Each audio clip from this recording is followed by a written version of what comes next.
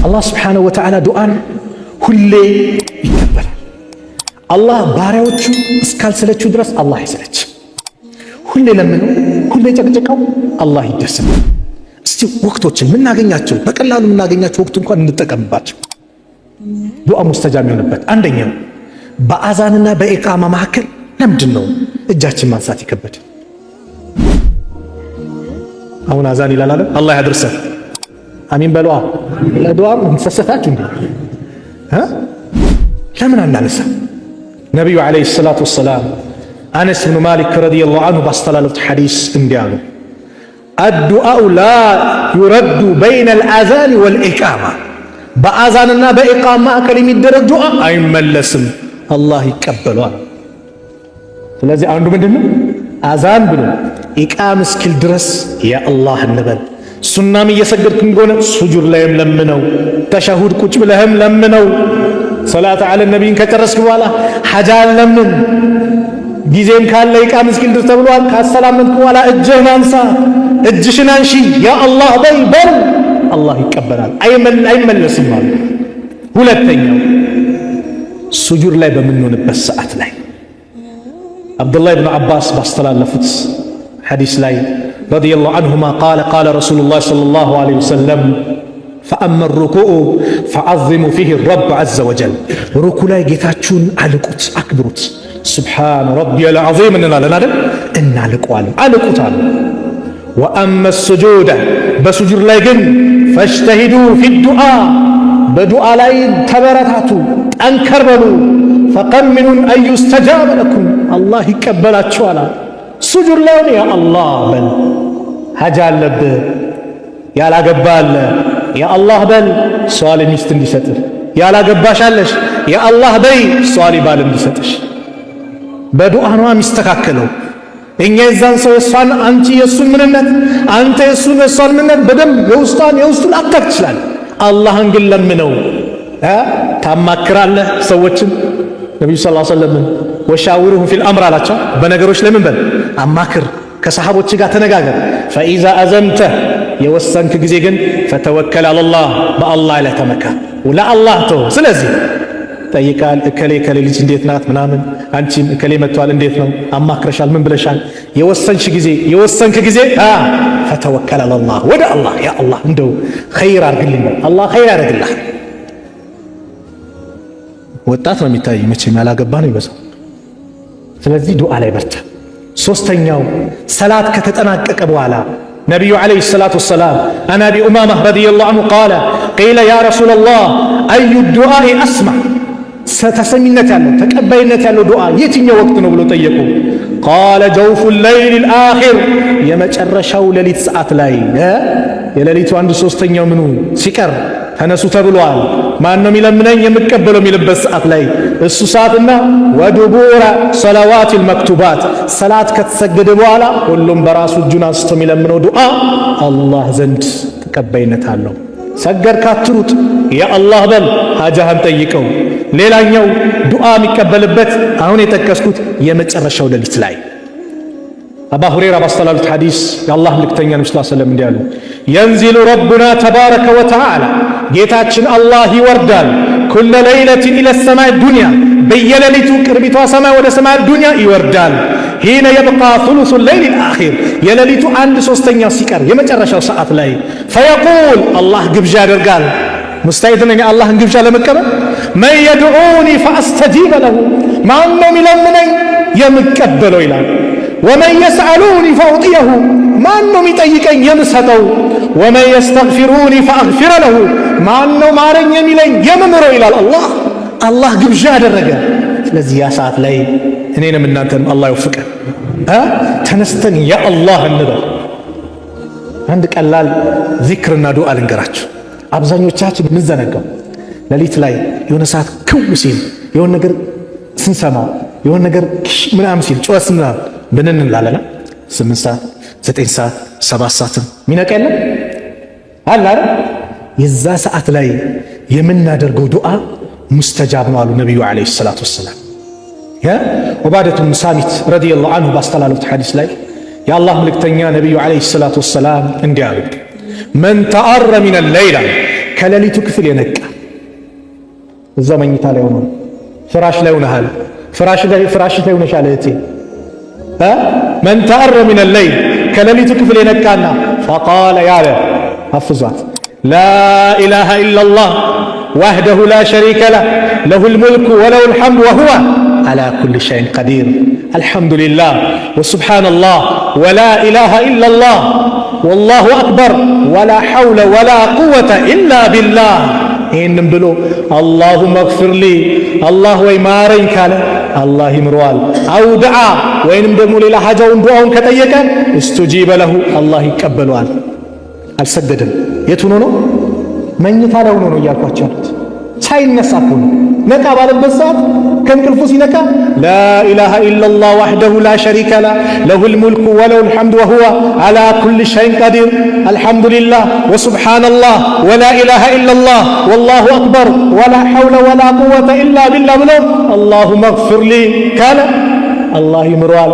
አው ደዓ ወይም ሌላ ሐጃ ኑሮ ደግሞ ሐጃውን ከጠየቀ አላህ ይቀበለዋል። አው ፈኢን ተወደዐ ውዱ ካደረገ ከተነሳ ማለት ነው። ወሰላ ከሰገደ ደግሞ ቁቢለ ሰላቱሁ ሰላቱ ተቀባይነት አላት፣ ዋስትና ያለው ዱዓ ማለት ሰላት። ስንት ሌሊት በእኛ እንደዚህ አልፎብናል። ጥቂት ስራ ትልቅ ሽልማት ያለው የዘነጋ ነው። ሌላው ዱዓ ለማጠናቀቅ አላህ እንዲቀበለን አቋራጭ መንገድ እንሂድ። ምን አይነት አቋራጭ መንገድ? ለወንድም ዱዓ አድርግ፣ ለእህትሽ ዱዓ አድርጊ። ሳሰማሽ እህትሽ ዱዓ አድርግ። ሰለፎቹ ዱዓ የሚፈልጉት ለራሳቸው ዱዓ የፈለጉ ጊዜ ለማድረግ ከፈለጉ ወካነ ባዕዱ ሰለፍ ኢዛ አራደ አየዱዐ ሊነፍሲሂ ደአ ሊአኺሂ ልሙስሊም ቢትልክ ዱዓ። አሁን ምነግራችሁን ዱዓ ለወንድሞቻቸው ያደርጉ ነበር። ሐዲስ የሚፈልጉትን ዱዓ ነቢዩ ሰለላሁ ዐለይሂ ወሰለም እንዲህ አሉ፣ ዳዕወቱል መርኢል ሙስሊም የአንድ የሙስሊም ሰው ዱዓ ሊአኺሂ ለወንድሙ የሚያደርገው ዱዓ ቢዛሂሪል ገይብ ከሩቅ ማን ሳይሰማ የሆነ ነገር ጨንቆታል፣ ያ አላህ እንደው ለወንድሜ አሳካለት፣ አፊያ አድርገው፣ ሀብት ስጠው፣ ከጭንቀት ነጃ በለው ብሎ ዱዓ ሲያደርግ በኸይር ነገር ዱዓ ሲያደርጋሉ ሙስተጃበቱን ይቀበሏል አላህ።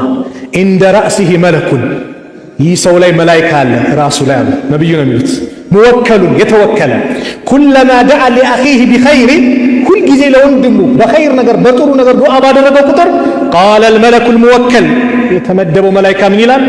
አሚን አው አላህ ይቀበልህ፣ አው አላህ እሺ በልልና ወለከ ቢሚስል ለአንተም ለወንድሜ የጠየቅከውን አላህ ይስጥ ይላል። ሱብሓነላህ። ለአንተ ዱዓ የሚያደርግልህ ማን ነው? መላይካ። አንተ ለወንድም ዱዓ አረግ ወይ መላይካው አሚን ይላል። ለአንተ ግን አው ለወንድም የጠየቅከውን ጥያቄ ለአንተ ሚስት ብለው ማን ነው? ማን ነው እሱ? መላይካ። ይሄ ሐዲስ የገባት አንድ እህት አንድ ወንድም የሷ ባለቤቷ ማለት ነው ለወንድሙ ዱዓ ያደርጋል። ያ አላህ ከሊን ሷሊ ሚስት ስለው ያ አላህ ሲል መጣችና ይባላል በጥፊ ብለው ይሄን ዱዓ አቁም አለችው። ምን አልኩ? ለከሌ ነው? አዎ መላይካው አሚን ብሎ ለአንተ ሚስት ብለ እኔ ላይ እንድደግም አለችው ይባላል። ስለዚህ ወደ አላህ እንመለስ፣ አላህን እንጨቅጭቀው። ሌላው መጨረሻ የምናገረው ግን ዱዓ እናደርጋለን። ትንሽ ሰዓት ፈቀድልኛል? 5 ደቂቃ ዱዓ እናደርጋለን። ግን ምን አይሆንም? ሙስተጃብ አይሆንም አይደል? አላህን እንጠይቀዋለን አይቀበለኝም ይላል አንድ ሰው። ለምንድን ነው ዱዓ ሙስተጃብ የማይሆነው ከተባለ አንደኛው ነቢዩ ዓለይሂ ሰላቱ ወሰላም እንዲህ አሉ፣ ዩስተጃቡ ሊአሐዲኩም ማ ለም ያዕጀል። አንዳችሁ ዱዓ አድርጎ አላህ ይቀበሏል እስካልተቻኮለ ድረስ አለ። ምንድነው መልስ ኢዕጃል መቻኮል ምንድነው ሲሏቸው ቀድ ደዐውቱ ወቀድ ደዐውቱ ይላል። ላ የዛሉ ዩስተጃቡ ሊዓብድን አፍወን ለአንድ ባሪያ ዱዓ አድርጎ አላህ ዱዓውን ይቀበለዋል ማለም የድዑ ቢኢስሚ በወንጀል እስካለመን ያ አላህ ይህን ቤት ልዘርፍ አመቻችልን አላህ አይቀበልም። የሆነ ነገር ላድርግ አላህ በወንጀል አይተባበርም። ፍትሃ የሆነ ጌታ ነው አላህ። አው ቀጢዐቱ ረሂምን ዝምድናን በመቁረጥ ዱዓ እስካላደረገና ማለም የስተዕጅል እስካልተቻኮለ ድረስ አላህ ዱዓውን ይቀበሏል ሲሉ ቂለ ያ ረሱለላህ መል ኢስቲዕጃል መቻኮል ማለት ምንድነው ብለው ጠየቁ። ቃለ ቀድ ደዐውቱ ወቀድ ደዐውቱ ፈለም አራ የስተጂቡ ሊ ይሄን ለመንኩት ይሄን ጠየቅኩት አንድ ቀንም ሲቀበለኝ አይቻላቅም። መቻኮል ይሄ ፈየስተሕሲሩ እንደ ዛሊከ ወየድዑ ዱዓ የዚህ ጊዜ ይሰላችና ዱዓውን ያቆማል። ኢስቲዕጃል። ሌላው ሐራም መብላት ዱዓችን ሙስተጃብ እንዳውን ያደርግብናል። ግልጽ ነው ወንድሞች። ከሐራም እንራቅ። ወለድ መብላት፣ የሰው ሐቅ መብላት የመሳሰሉት አላህ ዱዓችንን እንዳይቀበለን መንገድ ይዘጋብናል። ነቢዩ ዓለይሂ ሰላቱ ወሰላም በአንድ ወቅት ያው ዱዓ የሚቀበልበት መንገድ ብዙ ናቸው። ሰዓት ስላጠረ መንገደኛ ሆነ የምታደርጉ ዱዓ ሙስተጃብ ነው። የተበደለ ሰው ዱዓ የሚያደርገው ዱዓ ሙስተጃብ ነው።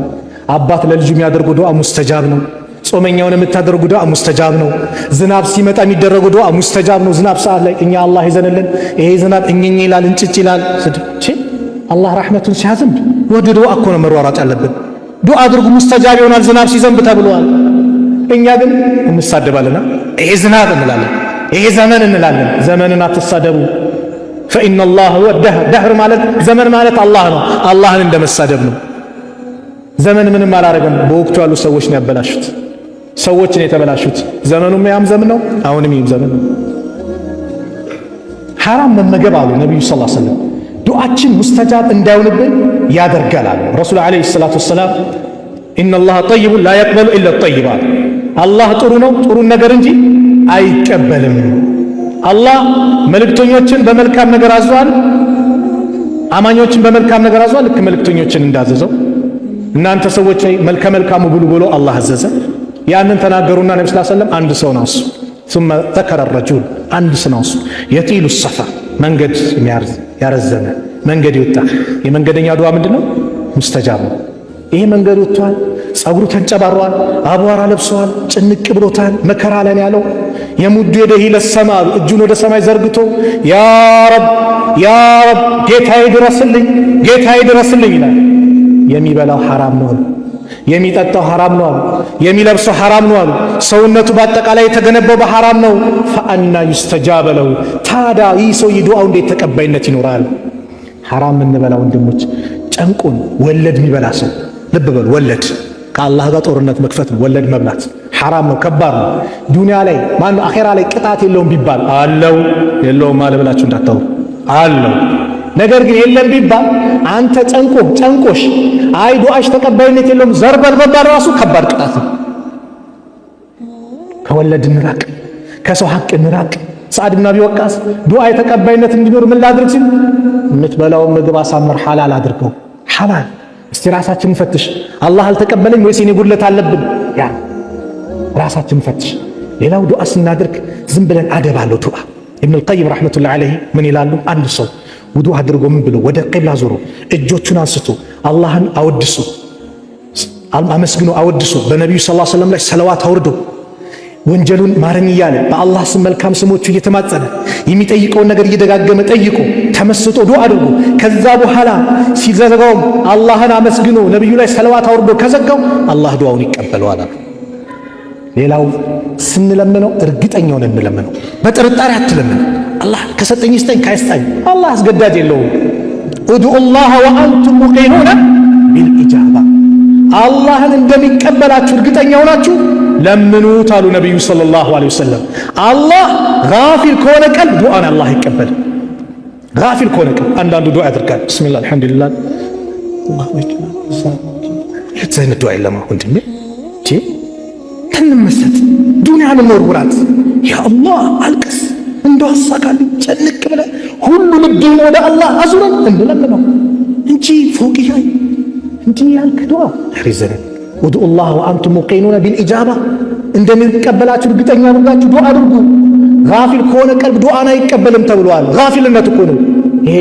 ሌላ ማየት ተመስጠን ዱዓ እናድርግ። ወደ አላህ እንመለስ። አላህን ሁሌን ከጅለው። አላህ ወላሂ ሰጪ ነው። አላህ ለጋሽ ነው። በሕይወታችን ብዙ የለገሰን ያሳየን ነገር አለ። ያንን ነገር እንጠቀምበት እላለሁ። ከተሳሳትኩም ከነፍሴና ከሸይጣን ነው። ጥሩ ከሆነም ከአላህ ነው። አላህ እዚህ ቤት እንደሰበሰበን ነገም ጀነተል ፊርደውስ እንደዚህ ሰብስበን። ቢስሚላህ አልሐምዱሊላህ ወሰላቱ ወሰላሙ ዐላ ረሱሊላህ። አላህ ሱብሓነሁ ወተዓላ የሁላችንን ዱዓ አላህ ይቀበለን፣ ዱዓችንን አሚን ይበለን፣ እሺ ይበለን። አላህ ቅርብ ነኝ ለምኑኝ ብሏል፣ ይሰማናል፣ እሰጣችኋለሁ ብሏል። ያንን መስፈርት አሟልተን የምንለምነው አላህ ያድርገን። ሐጃችንን አላህ ያውጣልን፣ ጭንቀታችንን አላህ ያስወግድልን። የታመሙብን ቤተሰብ ካሉ አላህ ያሽርልን። የሞቱብን ሙስሊም ወንድም እህቶቻችን አላህ የጀነት ይበላቸው። ከቀብር ቅጣት አላህ ይጠብቃቸው። ከቀብር ቅጣት አላህ ይጠብቃል። የእኛንም መጨረሻ አላህ ያሳምርልን። አባቶቻችንን ከመልካም ሥራ ጋር ዕድሜያቸውን አላህ ያርዝምልን። እናቶቻችንን ከመልካም ሥራ ጋር ዕድሜያቸውን አላህ ያርዝምልን። ለነሱ መልካም ሆነን አስደስተናቸው አላህ ከሚደሰትባቸው ባሪዎች መካከል አላህ ያድርገን። ያላገባውን አላህ ይዳረው፣ ያላገባውን አላህ ይዳረው። ወንዱንም ሴቱን ጥሩን የተመኙትን መልካሙን ትዳር አላህ ይለግሳቸው። ልጅ የሌለውን አላህ ልጅ ይስጠው።